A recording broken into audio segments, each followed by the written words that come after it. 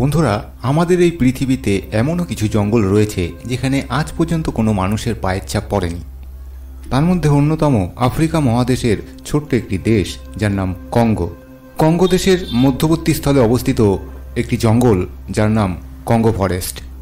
এটিই হলো পৃথিবীর দ্বিতীয় বৃহত্তম জঙ্গল। এটি একটি রেইন ফরেস্ট হওয়ার কারণে বছরের বেশিরভাগ সময়ে এই জঙ্গলে বৃষ্টিপাত হয়। এমনটা মনে করা হয় এই জঙ্গলটির মধ্যবর্তী স্থলে এমন একটি অংশ রয়েছে যেখানে মানুষ তো দূরের কথা, এই জঙ্গলে বসবাসকারী যে সমস্ত আদিবাসীরা রয়েছে তারাও পর্যন্ত এই জঙ্গলের মধ্যবর্তী স্থলে কী রয়েছে সেটা এখনও জেনে উঠতে পারেনি। আজকের এই ভিডিওতে আমরা কঙ্গো ফরেস্টের রহস্য সম্বন্ধে জানার চেষ্টা করব।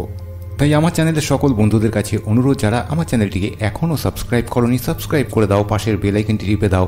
আগামী দিনে আপলোড করা সমস্ত ভিডিওর নোটিফিকেশন পৌঁছে যাবে তোমাদের কাছে সবার আগে। ভিডিওটি ভালো লাগলে লাইক করতে ভুলো না। তাহলে চলো শুরু করা যাক আজকের ভিডিও।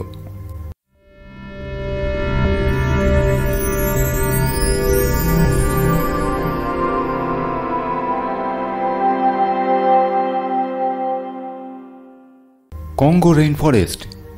এই জঙ্গল সম্বন্ধে মনে করা হয় জঙ্গলটি এতটাই ঘন, কিছু কিছু জায়গায় সূর্যের আলো ঠিকমতো পৌঁছতে পারে না। আর এই ঘন অন্ধকারে কি লুকিয়ে রয়েছে সেটা জানা জঙ্গলে বাস করা আদিবাসীদের পক্ষেও অসম্ভব একটি ব্যাপার। এই জঙ্গল সব প্রাণীর জন্য উপযুক্ত নয়, তবে কিছু কিছু এমনও প্রাণী রয়েছে যাদের জন্য একেবারে উপযুক্ত একটি স্থান। এই জঙ্গলে এমন কিছু রয়েছে যেগুলো সত্যি আপনাকে অবাক করবে। সব মিলিয়ে মোট 5টি জাতীয় উদ্যান রয়েছে কঙ্গো রেইন ফরেস্টে। এই সমস্ত উদ্যানগুলোতে এমন কিছু প্রাণী দেখতে পাওয়া যায় যেগুলো পৃথিবীর আর অন্য কোনো অংশে দেখতে পাওয়া যায় না।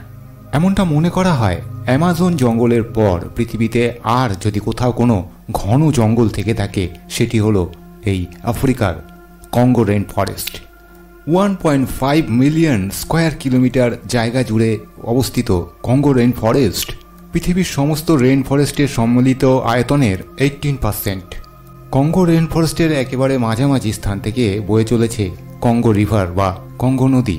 কঙ্গো রিভারের দৈর্ঘ্য 4700 কিলোমিটার। আফ্রিকা মহাদেশের দ্বিতীয় বৃহত্তম নদী হলো এই কঙ্গো রিভার বা কঙ্গো নদী। আর শুধু তাই নয়, এটিই হলো পৃথিবীর সব থেকে গভীরতম নদী। Congo river Angela, Burundi, Tanzania এবং জাম্বিয়া দিয়ে প্রবাহিত হয়েছে।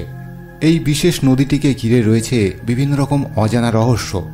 বিপজ্জনক এবং রহস্যময় কিছু প্রাণী বাস করে এই নদীর গভীরতায়। 2022 সালে ঘটে যাওয়া একটি ঘটনার কথা বলি। 2022 সালে 5 জন মহিলা নৌকা নিয়ে এই কঙ্গো নদীতে এসেছিল। সেই 5 জন মহিলার মধ্যে একজন মহিলা আচমকাই নৌকা থেকে নদীতে পড়ে যায়। তারপর সেই মহিলার আর কোনো সন্ধান পাওয়া যায় না। রহস্যজনকভাবে সে যেন উধাও হয়ে গেছিল। বেশ কয়েকটি দেশের মধ্যে দিয়ে বয়ে যাওয়ার কারণে এই নদীটি মাঝে মধ্যেই সংঘাতের কারণ হয়ে দাঁড়ায়। সমস্ত দেশই চায় এই নদীর জলজ সম্পদকে তাদের স্বার্থের উদ্দেশ্যে ব্যবহার করতে। নদী ও জঙ্গল একসঙ্গে পাশাপাশি মিশে এক অপূর্ব প্রাকৃতিক দৃশ্য প্রদান করে। এছাড়াও পৃথিবীর দ্বিতীয় ফুসফুস হিসেবে খ্যাতি রয়েছে কঙ্গো রেইন ফরেস্টের। আপনারা হয়তো জানলে অবাক হবেন, কঙ্গো রেইন ফরেস্টে প্রায় 10,000-এরও বেশি প্রজাতির উদ্ভিদ দেখতে পাওয়া যায়। আর তার মধ্যে 1000 প্রজাতির উদ্ভিদ দেখতে পাওয়া যায় শুধুমাত্র এই জঙ্গলে। আন্তর্জাতিক ক্যান্সার ইনস্টিটিউট রেইন ফরেস্ট এই জঙ্গলে আনুমানিক 1400 ভিন্ন প্রজাতির উদ্ভিদের খোঁজ পাওয়া গেছে। আর ক্যান্সারের প্রতিকারে এই উদ্ভিদগুলো কাজে লাগানো যেতে পারে। এই জঙ্গলে লিয়ানাস নামে এক ধরনের গুল্ম প্রজাতির উদ্ভিদ দেখতে পাওয়া যায়, যেগুলো দেখতে অনেকটা দড়ির মতো। আর এক একটা দড়ি প্রায় লম্বায় প্রায় 3000 ফুট পর্যন্ত হতে পারে। কঙ্গো রেইন ফরেস্ট কিছু কিছু জায়গায় এতটাই ঘন হয়ে গেছে যেখানে সূর্যের আলো ঠিকমতো পৌঁছতে পারে না, আর সেখানে কোনো মানুষও যেতে সাহস পায় না। জঙ্গলের এই অংশে অর্থাৎ এই ঘন অংশে এমন কিছু বিষাক্ত উদ্ভিদ রয়েছে যেগুলো হয়তো মানুষের পক্ষেও বিপজ্জনক হতে পারে। বিজ্ঞানীরা এই জঙ্গলে বিশেষ একটি উদ্ভিদের সন্ধান পেয়েছে, যে গাছ এক স্থানে জন্ম নেয় এবং বয়সের সাথে সাথে মানে বড় হওয়ার সাথে সাথে স্থান পরিবর্তন করতে পারে। আর এই কারণেই এই প্রজাতির উদ্ভিদগুলোকে নামকরণ করা হয়েছে ওয়ার্কিং ট্রি। ঘন অন্ধকারের মধ্যে থেকে এই গাছগুলি সূর্যের আলোক রশ্মির দিকে ধীরে ধীরে অগ্রসর হতে থাকে। এটাই হলো এই গাছের বিশেষত্ব। এই প্রজাতির উদ্ভিদগুলো ভীষণই বিষাক্ত হয়ে থাকে। ব্যাপারটা অদ্ভুত হলেও এই নিয়ে বিজ্ঞানীরা গবেষণা চালিয়ে যাচ্ছেন। কঙ্গোর আদিবাসীরা দাবি করেন এই জঙ্গলের অভ্যন্তরে প্যারানর্মাল অ্যাক্টিভিটির কথা। এটাও হলো আরও একটি কারণ যে কারণে জঙ্গলের আদিবাসীরা জঙ্গলের মধ্যবর্তী স্থানে যেতে ভয় পায়। এছাড়াও কঙ্গো রেইনফরেস্টে 400 প্রজাতির স্তন্যপায়ী, 700 প্রজাতির মাছ এবং প্রায় 1000 প্রজাতির পাখি দেখতে পাওয়া যায়। যে সমস্ত অদ্ভুত প্রাণীর বৈচিত্র্য এখানে লক্ষ্য করা যায় তার মধ্যে অন্যতম পিগমি শিম্পাঞ্জি, গরিলা, বন্য হাতি, সাদা গন্ডার, কঙ্গো ময়ূর, ওকাপি এবং তল প্যাঙ্গোলিন দেখতে পাওয়া যায়। তবে এই বিভিন্ন প্রাণীগুলোর মধ্যে অন্যতম বা বিশেষ একটি প্রাণী হলো ওকাপি। প্রাণীটিকে দেখতে বেশ কিছুটা জিরাফের মতো, তবে এর পায়ে সাদা কালো ডোরাকাটা দাগ মনে করিয়ে দেয় জেব্রার কথা। গণতান্ত্রিক কঙ্গো প্রজাতন্ত্রের অরণ্যে প্রায় 15 থেকে 20 হাজার ওকাপির অস্তিত্ব রয়েছে বলে মনে করা হয়। ওকাপির প্রধান খাদ্যবস্তু হল ঘাস, চারা গাছ, বিভিন্ন প্রকারের ফলমূল ইত্যাদি। এমন কিছু বিষাক্ত গাছ এই ওকাপি প্রজাতির প্রাণীরা খেয়ে থাকে যেগুলো মানুষের জন্য সত্যি সত্যি বিষাক্ত, কিন্তু এই প্রাণীরা এই সমস্ত বিষাক্ত গাছ খেয়েও হজম করতে পারে। এছাড়াও কঙ্গো রেইনফরেস্টের বেশ কিছুটা অঞ্চল জুড়ে দাপিয়ে বেড়াচ্ছে কঙ্গো চিতা।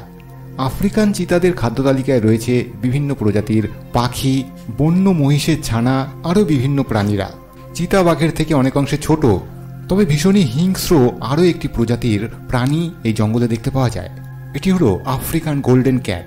এদের শিকারের তালিকায় বিভিন্ন পাখি থেকে শুরু করে বাঁদর আরও বিভিন্ন প্রাণীদের শিকার করে খেয়ে থাকে। কঙ্গো রেইনফরেস্টে প্রায় 50,000 বছর যাবৎ মানুষের বসবাস রয়েছে।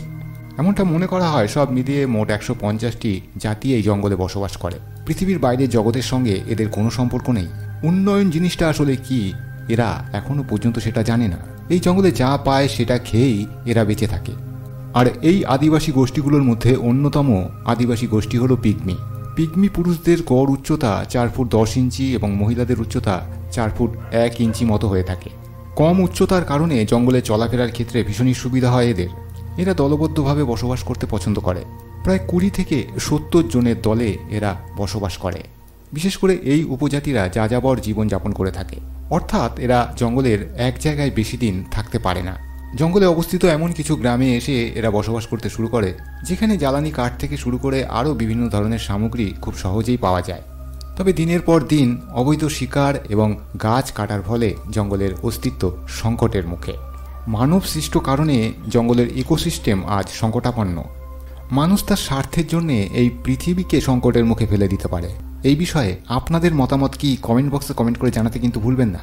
ভিডিওটি ভালো লাগলে লাইক এবং শেয়ার করবেন। যারা ইউটিউব থেকে দেখছেন তারা চ্যানেলটিকে সাবস্ক্রাইব করবেন এবং যারা ফেসবুক থেকে দেখছেন পেজটিকে ফলো করে আমার পাশে থাকবেন। তাহলে আজকের মতো এটুকুই। সবাই ভালো থাকবেন এবং সুস্থ থাকবেন। নমস্কার।